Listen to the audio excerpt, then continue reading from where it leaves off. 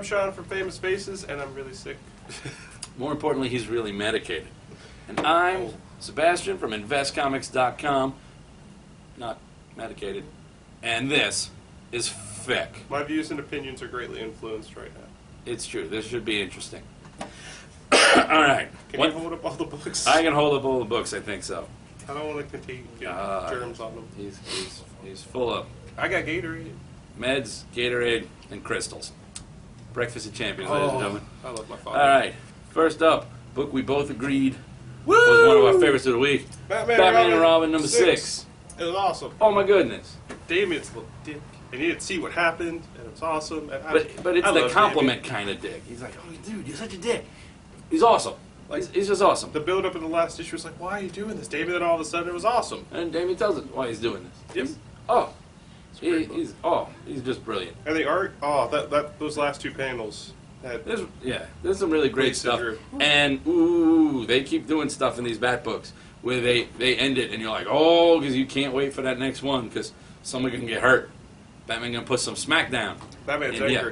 Oh, don't make Batman angry. You won't like Batman when he's angry. Oh, I shouldn't shake my head. That hurts. Yeah, that's some good stuff. All right. Speaking of good stuff, what time is it? Adventure time. Oh my goodness. Oh, this book. It's crazy. It's so good. This book brings families together. And I'm not just saying that kind of crap because that's the kind of crap you say. I'm saying that because yesterday I handed this book to my daughter in the car on the way home. All right, my 6-year-old Bella looks at it and goes, starts flipping through it. Daddy, this is the best comic book in the world. And she was just in love with this. We got home and she has to do 20 minutes of reading every day. This was part of that. She picked this. And my wife, who can't stand comics but loves this show, we all sat like it was as close to a Norman Rockwell moment I'm ever going to have in the Piccione household. It was me, Angie, with Bella in between us, reading Adventure Time, doing the voices. Angie had to do Tree Trunks, the little elephant, because I just can't do it. But it's Angie's favorite character. Oh, this book. If you like the show, this book is great. If you don't like the show, read this book, then watch the show. It's brilliant. Boom, good call. Good call. Memorial number 3. I don't know. Oh yeah, this is number 1, by the way. Big, huge number 1 on it. I don't know if you can see it. Whoa! With 4 different covers. With 4 different covers. Get them all because it's Adventure Time. All right. Memorial number 3 by Chris Robertson and Ellis. I don't know Ellis's first name. Rich Ellis. I forget that every time. I keep telling you, this book is fantastic. I cannot say enough good things about this book. The story is brilliant. The characterization. I mean, their concept of the Tower of Babel was actually, I love this. There's a lot of good stuff in here. It's really one of the better written, just one of the better done comics that's out right now. Check this out. Last of the Greats number 5. It's going to be the Last of the Greats for a little while, which is really, really sad.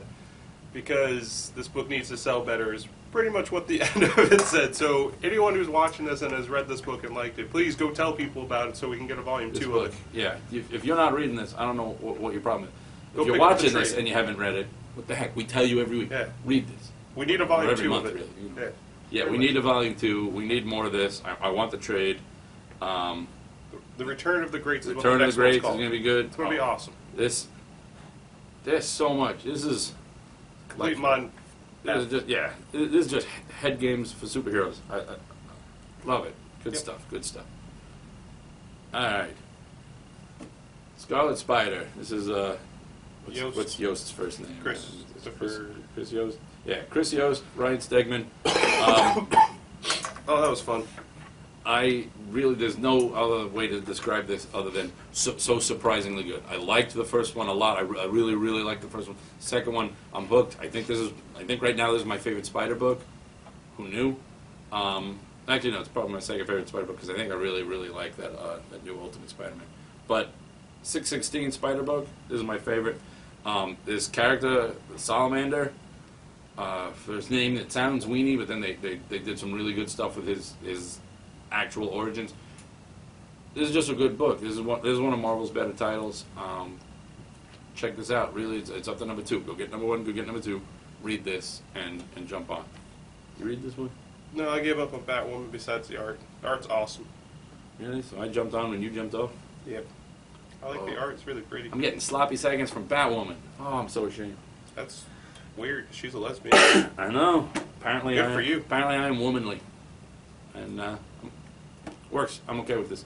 Batwoman number 6, still really good. The art is gorgeous. The story is really good. There's a lot going on, and since I only jumped on with the last issue, there were a couple of things that I was like, not sure how that happened, but I'm okay with it. It doesn't take me out of the story. If you haven't read the rest of them, I mean, well, it's up to 6. If you really can't figure out the other 5, I don't know what to tell you. But also, one of the things I really like about this made reference to the series of detectives before. Yeah, she's got some references to some of her older stuff, and then she's working with what do they call it? Not the DEA. What do they call it? The DEO. Yeah, you work for the DEO now, which means that Agent Chase is in there, and we reviewed that trade a while ago. I loved that book back forever ago when that came out. I like knowing that she's back in here, and it was J.H. Williams that did her. So good stuff. Read that. Jason Aaron's Incredible Hulk. I don't know why he keeps reading it. I really don't. I'm a sadomasochist. I like my pain. Basically, this issue starts to give us the origin of how they got separated, who did the separating. I think Banner left Hulk. It's more involved than that. There's who you go to get that. You need somebody smart, but who's going to take that kind of job? Someone with their own agenda, and I'm wondering if that has something to do with why it's like this. The issue itself was I still who's doing this? It's mostly Walsh Portatio, I think, on the art. I can't even. There's so many artists. There's like 4,000 people listed on here. Silvestri was on there. Walsh Portatio's penciler. There's like 12 inkers and 400 colorists and a partridge in a pear tree, and all the Pokemon involved. Bulbasaur's in there? Because that'd be awesome. It was. I mean, anything green is in here. I'm not liking the art so much. Apparently, one of Walsh Portatio's least. One of the things he's least skilled at drawing is a monkey. I don't know. It's like a chip with a tail. I don't know. But that aside, I'm still waiting for, because it's Jason Aaron and he's doing such great things on other things. Bing, bing, bing. That I'm really waiting for this to be the Jason Aaron that I know he can be. I know he can be. But so far, still not yet. So, Incredible Hulk number 5, not so incredible. Wolverine and the X-Men number 5. Incredible. 5. Yeah, Wolverine and the X-Men. Numero 5. So good. I love this so good. Duke, once again, makes this book. Duke can steal a book with a panel. He's the substitute teacher. Yeah. He gives him a list of movies to write and he gives them or watch. Yeah, and it's awesome. Yeah, he's teaching about like religion. And then he's in charge. It's like Ghostbusters and stuff. And Toad also. Yeah, Toad's in it. Janitor Toad, Custodian Toad is some good stuff. A lot of good concepts. Gorgeous art. I'm loving, what's his name? It's Nick. I'm not Arthur Adams Bradshaw. It's one of the. It's probably my favorite Marvel book. It might be taken over Uncanny X-Force. It's that good. This book is just read this. If you don't read anything else Marvel, this is worth it. Do Batgirl with Batman number 6. This was good. I mean, I know I started out dragging my feet on Batgirl, and they still haven't answered a lot of the questions we wanted answered. But it's picking up, and it never hurts to have Batman around. And Gail Simone can write, and I really, really like this. I hope they do more with her, either as a villain, although she's really a tragic villain, so maybe an anti-hero kind of thing down the line. I don't know. But this Gretel character is just pure Gail Simone. It's genius. It's good stuff. I have no opinion. You have an opinion. I stopped reading it. So it's okay. So you can have it. You still have an opinion. You just don't have one on it. All right. IDW's Dungeons and Dragons number 15. I'll be right back. You'll be right back. Hurry, because I need you for the next one. I'll be back. It's your signature thing. Sort of. I'll be back. I miss you. Dungeons and Dragons number 15. Really, really good. I always say this is good. It continues. I read somewhere, someone had reviewed this online and referred to it as one of the best team books out there. And it really is. These characters work great as a team. Every issue manages to focus just enough on everybody Even while there's clearly certain character-centric stories, it focuses in on everybody. I'm allowed to back. If you like team comics, if you don't have to be a fan of Dungeons and Dragons, you can still hate us dice rolling nerds, but it's really, really good, and you're doing yourself a disservice to not check this out. I feel like I missed that review because all of a sudden someone was called a nerd. You did. I was a nerd. I called me a nerd. Green Lantern number 6. Green Lantern number 6.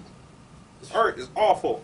I wouldn't say awful, but It's pretty bad. Hal looks about 15 years younger than he should be. Clearly, he can hang out with. It's a great story. With Greg Capullo's Dick Grayson. You know? And I guess so. It's a great story on what Hal does when he actually doesn't have the ring. Because you think about it, if you've been reading Green Lantern for any period of time, when's the last time he took off the ring? Like, they even mentioned that in issue 1. Yeah. So, it's cool to see a day in the life of Hal without the ring. Yeah, it was a good day. And also, we get to see, if Sinestro became this terror through the universe that we're supposed to believe he is, clearly he couldn't have spent every minute fighting Hal Jordan back in the day. So this issue introduces a hero from another world that he used to fight. I forget his name. Starstorm? Starstorm. And I actually kind of like this character, and basically he's a mess shell of a guy after, apparently he didn't hold up against Sinestro quite so well as Hal did. And it is clearly seeds left for there will be more of him down the line. And I kind of already like the character. I think it's pretty cool. And as trivia, Captain America number 8. You notice there's this trend in comics now where all these comics that have been characters forever all have like less than number 10 on issues. But Captain America number 8, good story. I'm still loving. We've discussed many times that I jump back on Cap simply because of Alan Davis on the art, and it's worth it. I love Alan Davis's art. Story really good. I like it where it's going. And Alan Davis's art is great on this because they're bringing up some of these villains and stuff that they're doing are all like 80s Mike Zeck era Cap villains, and Alan Davis has such a 80s 90s feel to his art that it just really works with these characters, and it's great stuff. This is probably one of my favorite issues of New Mutants. This is New Mutants number 37. A Date with the Devil. Yeah. What kind of comic world do we live in where Cap is at number 8, the entire DC universe is at number 6, and New Mutants is up to 37? I don't know. But yeah, there's A Date with the Devil because back during the not Fear Itself. What did they call theirs? No, what was Marvel's Fear Itself? Marvel was Fear Itself. Was it? Yes. Yeah, okay. So then, I don't know. They're all the same. Yeah. The Fear Itself was the Hammer thing? Yes. During the Hammer thing. It was Hammer time. Then, yeah, because I only read these, so I don't know. So, yeah, Fear Itself. In order to get out of hell, Magma had to make a deal with the devil, basically, that she'd go on a date with him. And she does. And the devil date is actually, this is really cool. It's, not like a big threat. It's just the devil going, look, everybody either does what I say or fears. I just want a day to be like kind of a normal guy. This is kind of fun, And it was just a really, really good story. A lot of characterization, a lot of fun. So, and potential for a second date. So who knows? Maybe the devil becomes a recurring character and love interest for a New Mutant. It's modern times. You can do these things. So I want to zone out during this next review because I know it's going to go into a rant soon. Did you read this? It's got Supergirl. I know you've been liking the Supergirl. Zoning out. No, Alright, so just go. Superboy picks up where Titans number 5 ended. In fact, we actually go back a couple pages. So, in case you didn't read the end of Titans to get that really, really painful dialogue, it's in the beginning of this. So yes, you can hear teenagers. I need to relive that moment. You can hear teenagers say, "Death at your hands would be a respite," because I teach high school. My teenagers are always talking about, oh, you want to suspend me? That would be a respite after going to the school. They say that all the time. I do. If I had a dime for every kid who's thrown respite at me, You would out have of negative spite. money. What I'm really liking on this book is not a lot, but what I am really liking, and I keep saying it, and this issue he really, really, really shines, is R.B. Silva's art. Apparently Tom DeFalco is scripting from Scott Lobdell's plot on this. I did not realize this. May also explain why once you get past those Titans issues, The story actually gets better, but still a lot of the concepts don't.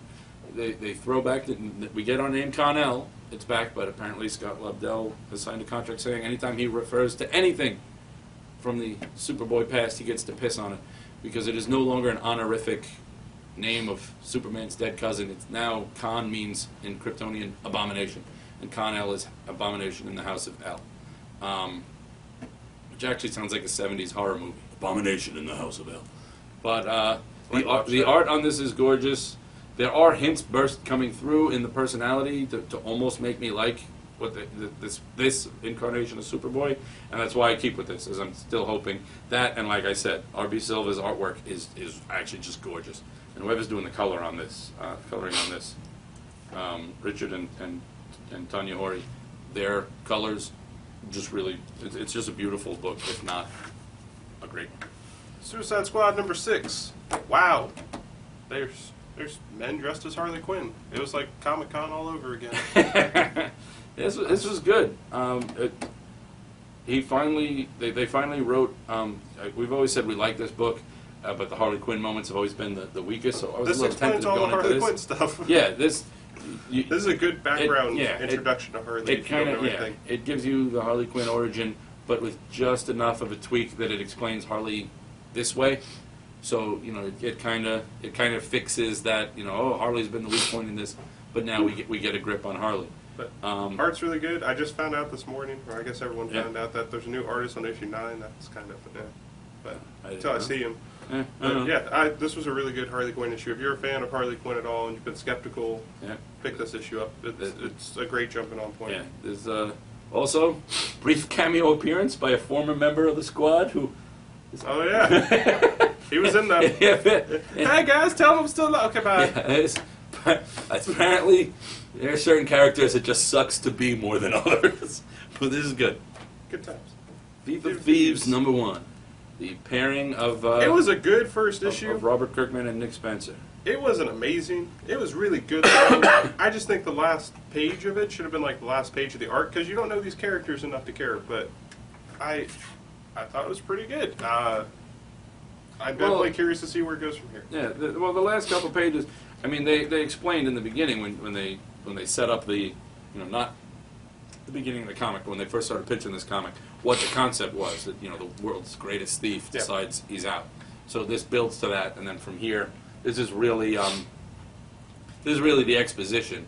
I mean, there's some action, some things happening here, but this is really the exposition. Meet your players, set up what's going on, drop your bomb at the drop your bomb on the thief world at the end, and take it from here. Because as we know from many a movie and from the news, when you're in something like that, when you're like one of these clique of super thieves or organized crime or anything, the retirement program is not so good. Not so good. You don't get a 401k. It's kind of announcing, I think I'm out.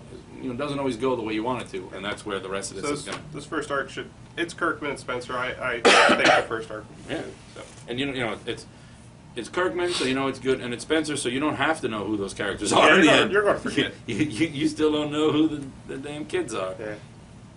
Ike, he's not in here. He exists. he might be, for all we know. Maybe one of those guys. He's just walking around the back like, his name's Ike. It's a popular name, I hear. It's making a comeback. Legion Lost, good. Not great. I mean, I'm liking it because I like these characters, and I'm fairly invested. But if you like these characters, then you can get along with this. If you don't, you may not need it. I don't know. But it's going to pick up new direction soon, so who knows? Or possibly even start with this, I think, because DeFalco's on here, kind of starting to prepare for his takeoff. All right, Huntress #5. Marcus Toe's artwork, gorgeous. Paul Levitt's story is just brilliant. And now that we know, it's been confirmed that this is the Earth 2 Huntress. You can look for little things, little references, little this. She mentions at one point, Dad taught me tools were meant to be used, and we know now. Dad's Batman. We know he uses tools. He's got a belt full of them. I'm backing a Batman, apparently. And this is just really good. This is the best cover I've ever There's one seen. issue left, so. That cover's awesome. Oh, yeah. It's a giant naked fat guy. The strain #3. This is what vampires look like in this. Is they turn into, and that tongue is like a. kind of feel bad that there's nothing going on. No, they lose all their genitalia. That's explained in the books, and that explains so much about Twilight. They lose their body hair, they lose their genitalia, they just become these kind of... All they are is a conduit for the virus, which is kind of like a shared consciousness of the master. And, well, you don't know that yet, but I read the books. Bite me, it's vampires. But, yeah, this is a really faithful adaptation of the book. He's naked and running. Yeah. The artwork. Who's doing the artwork on this? Mike Huddleston. He does a great job of bringing these concepts. If you see anything in here and you think, well, why does it look like that? Like even this naked guy in the cover, that is straight out of the book. This is exactly how it's described. So read this. Read the novels. Tell Guillermo del Toro to make a movie of it. Wolverine is good. Wolverine the X-Men Alpha and Omega #2. It was good. It's not as good as the regular Wolverine and the X-Men, but it's still pretty good. Yeah. It's cool to see what Squire would do if he could make his own world and F with Wolverine for a whole day. And then at the very end, you just can't take a nap. Yeah, if you've got Wolverine trapped in your head, don't go to sleep. No. Wolverine gets pissed. I think the thing with this is #2 of 5. I really like the first one. #2 is okay. I think this would have been a great 1 and 2 parter later on, or like a whatever thing. I don't know that this. I don't know really that this needs to be 5 issues. I just think it was too soon for it. Yeah. Did you read Fabulous #2? Yeah, I did. That was #2. I don't know why I liked it, but it was much better than the first issue. There's some creepy twists going on. There's twists left and right. Werewolves are apparently seriously badass. Yeah. And they don't take no shit. Yeah. David Lapham writes some. David Lapham's he's a weird, crazy dude. He writes some unpleasant wolves. I'm telling you, this is a. Yeah, so I think it's only 4 or 5 issues. So it should be good. Being Team Jacob ain't gonna help you with these guys. Nope. That's 2 Twilight references. I can't do this anymore. I'm out of here. This wasn't in my contract to make Twilight references. I know. We should get Team something. Oh, geez. We should make Team Seb, Team Sean, and then argue more. It would be all books. Team Seb. Sure, the internet hates you. I know, and I love it. Fearless Dawn, one-shot #1, The Secret of the Swamp from Asylum Press. All right, this is. I loved the series of this, so when this came out, I desperately needed to read it. Steve Mannion does. I can't even describe this book. It's like I literally can't describe this book. I love it. It always made me think, and even more so. And I realized, wow, I was on the right track. Like the old everything from like Dick Tracy to Lil Abner and that kind of stuff, but with a twisted superhero spin. And the art is gorgeous. The story is fun and funny at the right parts, and I just love this character. I don't know. It's like it's like Tank Girl Light. It's that same kind of that same kind of irreverent, but without being like that hard boiled Australian punch you in the face. You almost punched me in the face. Seriously. I did. That probably would have been a great treat right now. You would have just gone out. It would have been a respite. So, that's really done #1. Deathstroke #6. Wow. It sucks that Kyle Higgins is leaving at 2 issues because everything that's been building up to is revealed in here. The fact that Kyle Higgins is leaving is only half of what sucks. Yeah, the guy taking over who should not be named. He who shall not be named. But this is great. The art in it is gorgeous. The story has been fantastic, and what you find out at the end, this whole thing introduces you to characters, and then you find out at the end, it's just like, wow. It's great. I can't say enough good things about it. But you're saying you think this is better than a proposed Rob Liefeld Deathstroke versus Lobo? Vertigo preview #2 or 2012. Look at that. Let's avoid that subject. Vertigo preview. I don't know what this because I read these and. It's like Rick was saying, Rick the owner, who's usually on top of this kind of thing, said that he'd heard of these books, but nothing had really popped out at him, but he hadn't read this as of yesterday, so he didn't know if there was anything poppable. There's some poppable stuff in here. This breaks down, first story in here is Dominic Laveau, Voodoo Child, mixing history with comic booky reality in that way that only Vertigo can do. There's all the books if you just want instead of flipping through. Yeah, well, I'm trying to do them in the order. They don't show them in the order here. It's written by Selwyn Seyfu Hines. I don't know who that is. It's drawn by Dennis Cohen. So if you're an old school DC fan, you know no bad can come of this. Good story, what they have in here. Great art naturally, and I'm already interested. The next one was The New Deadwardians, which is By Abbott.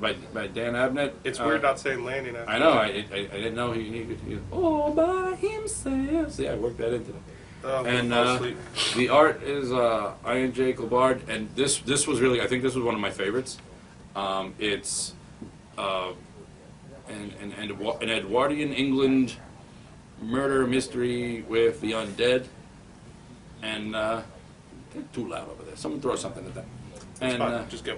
and that was really good. The next one was Sorcerer Country by Paul Cornell and Ryan Kelly. Not my favorite in this. Not bad, but still not my favorite.